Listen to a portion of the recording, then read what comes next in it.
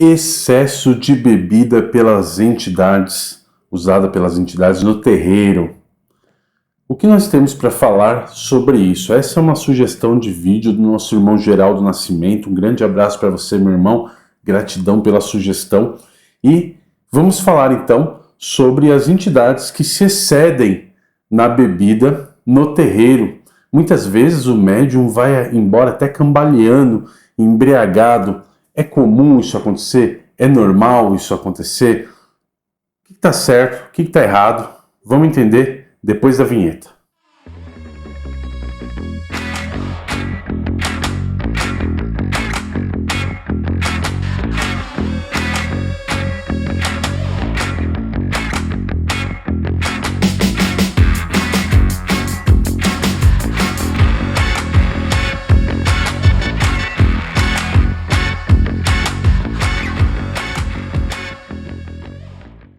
Salve, meus irmãos, sejam bem-vindos então a mais um vídeo aqui do nosso canal Umbanda Sou Umbanda.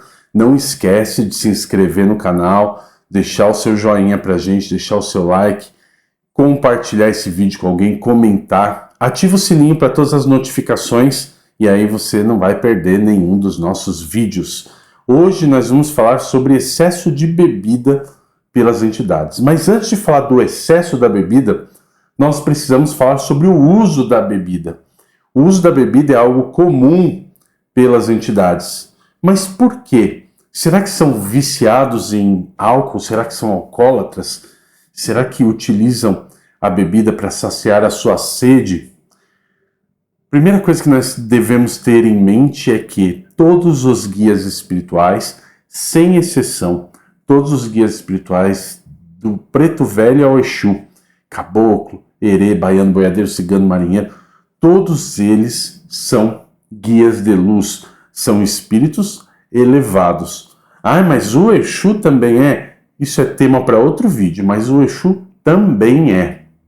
E por serem espíritos elevados, eles já se desapegaram dos seus vínculos com a matéria.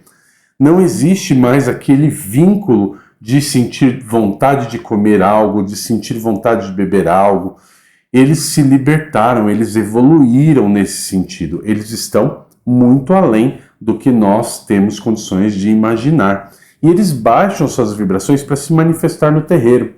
E na manifestação do terreiro, eles assumem um arquétipo. O arquétipo é o quê? É o formato, é o molde com o qual eles se apresentam.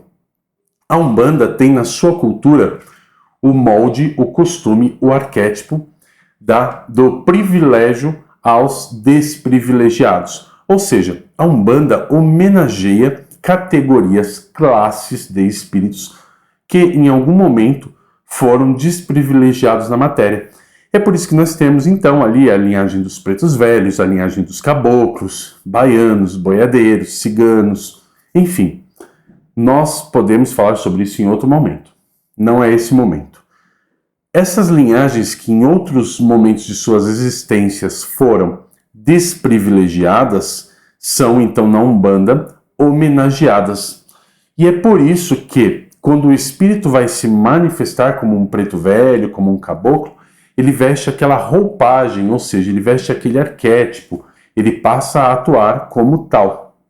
E para atuar como tal, ele precisa fazer duas coisas. Primeiro, ter um comportamento similar àquela linhagem, que é para transmitir uma mensagem através da sua postura, do seu comportamento.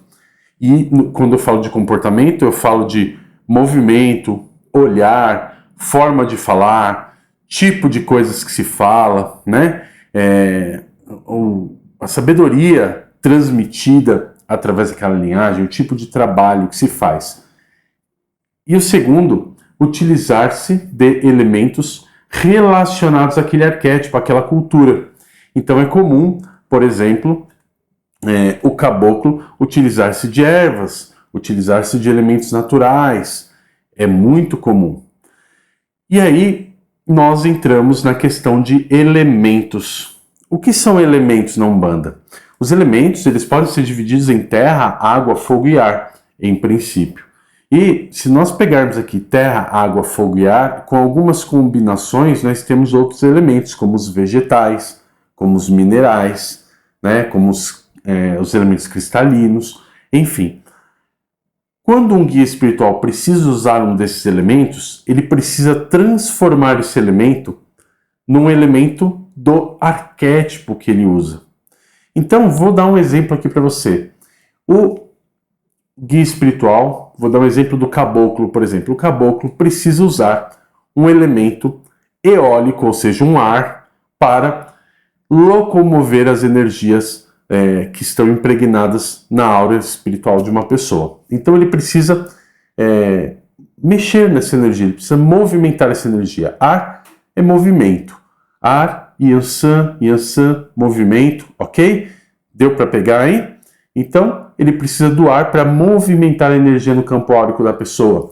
Ele precisa do fogo para consumir, para queimar as larvas, as miasmas, as coisas que estão impregnadas ali, para soltá-las. Como que ele faz, então, para usar o elemento ar e o elemento fogo juntos? Ele precisa queimar alguma coisa que faça fumaça. Queimar, fogo, fumaça, ar. Então, ele pega ervas que estão dentro de um charuto, porque o charuto já remete a um arquétipo, a uma questão cultural, e ele põe fogo nesse charuto. Ele enche a boca de ar, de fumaça, e assopra na pessoa, direcionando ali aquela fumaça. Então, o que nós temos nessa ação? O fogo e o ar trabalhando ali em benefício da pessoa. Tá, mas a gente não ia falar de bebida? Por que está falando de charuto? Por que está falando de fogo, de ar? Calma, a gente já chega lá. A bebida é um conjunto de elementos. Por quê? Porque ali tem o álcool, e o álcool representa o fogo. Ali tem o vegetal, e o vegetal é a terra e a água juntos. Tem a própria água, porque é o líquido, né? Então, quando utiliza-se aquele elemento, a água, o vegetal e o fogo, nós consumimos internamente tudo que há de negativo. Por quê? O nosso corpo ele é composto de água. Nós temos no nosso corpo muita quantidade de água, as nossas células têm água, tudo tem água no nosso corpo. Quando nós pegamos mais água e colocamos essa água para dentro do nosso corpo, ingerimos essa água ela vai se espalhar ali, lógico, ela vai seguir todo um processo, né? Mas depois ela vai ser distribuída por todas as partes do nosso corpo. E se essa água for abençoada, ela vai nos abençoar internamente. Se essa água contém o álcool, contém o fogo, né? O fogo e o álcool são elementos equivalentes ali. Então, ela contendo álcool, ela contém o fogo que vai consumir, vai queimar tudo aquilo que é negativo de dentro de nós. Então, o guia espiritual, para poder utilizar esses elementos, ele não vai virar ali um comedor de fogo, né? Ele não vai ficar ali bebendo 1 litro de água e tomando álcool Zulu, né? O que ele faz? Ele pega ali uma bebida alcoólica. Essa bebida alcoólica ela já contém normalmente algum tipo de erva, algum tipo de vegetal, ela contém líquido, que representa a água, ela contém o álcool, que representa o fogo. Então, em seguida, ele vai tomar um pouquinho dessa água, dessa bebida, ele vai beber para consumir o negativismo. Agora que nós entendemos como essa bebida funciona ritualisticamente, magisticamente, claro que o tipo de bebida vai variar de acordo com o arquétipo, como a gente já falou lá atrás, uma questão cultural. Com esse fundamento em mão, nós conseguimos então perceber que não é necessário 1 litro de bebida. É um pouquinho, né? Então, o Exu pega ali o copo de marafo e você põe um montão de cachaça, né? Ele bebe um pouquinho e ele dá um pouquinho para as outras pessoas beberem. Por que ele distribui para as outras pessoas beberem? Porque quando as outras pessoas bebem, ele trabalha também para elas da mesma forma que está trabalhando para o médium dele. Então é muito comum um Exu sair servindo a bebida dele para outras pessoas, falando, toma um pouquinho aí, toma um pouquinho aí. E as pessoas vão bebendo e vão sendo trabalhadas internamente. Para que esse trabalho aconteça, precisa de 1 litro de cachaça? Não, só um pouquinho já é suficiente. 50 ml que você ingerir já é suficiente para cuidar do seu corpo internamente. A bebida, ela também dá energia, ela ajuda a energizar o médium, porque o médium está gastando muita energia no trabalho. Então tem alguns guias que acabam consumindo um pouquinho mais do que 50 ml, de repente 100, 150 ml, para energizar o médium, para que o médium possa gastar energia. É uma troca, ele está colocando ali energia para tirar energia para trabalhar. Então, se o médium tomar até 200 ml de uma bebida, a gente ainda entende como normal. A partir daí, já se torna exagero, já se torna vício. E aí eu te pergunto, o guia de luz, que é desprendido da matéria, é um viciado? Claro que não.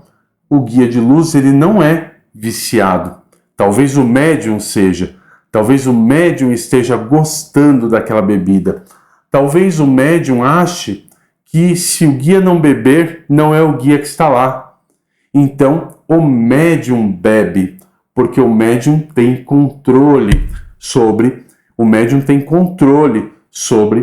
a sua matéria, mesmo incorporada. A gente vai fazer um vídeo falando sobre a incorporação consciente, mas é preciso compreender que se o médium quiser, ele passa na frente. Se o médium quiser, ele trava a manifestação. Basta o médium querer. Tá duvidando? Faz o teste, incorpora lá. Quando você estiver lá no seu terreiro, incorpora e tenta coçar o pé. Você vai conseguir. Tenta apagar a luz, acender a luz. Você vai conseguir. A manifestação mediúnica, ela não é possessão. Ela não é algo que você impede, que você é impedido de tomar conta do seu corpo. Você continua também no controle. O dom da manifestação mediúnica e o desenvolvimento mediúnico consistem justamente em permitir que o outro controle, abstendo-se de controlar. Então, quem bebe demais não é entidade, é um médium. Se ele fica embriagado após a gira, é porque ele exagerou e ele bebeu demais. Então, isso é o que nós temos hoje para você sobre o uso excessivo de bebida. Evite o uso excessivo de bebidas no terreiro. Isso vai gerar muito transtorno, não somente para você, como para todos que estão ao redor, para a casa, para o dirigente, para os consulentes e também para os guias espirituais, que não vão conseguir manifestar-se adequadamente porque tem um médium ali desequilibrado, mais preocupado em beber do que em trabalhar e fazer a caridade. Não esquece de se inscrever no canal, deixe seu joinha, faz toda a diferença. Ative o sininho para todas as notificações, deixe seu comentário, também faz toda a diferença. Um grande abraço para você, até a próxima, axé.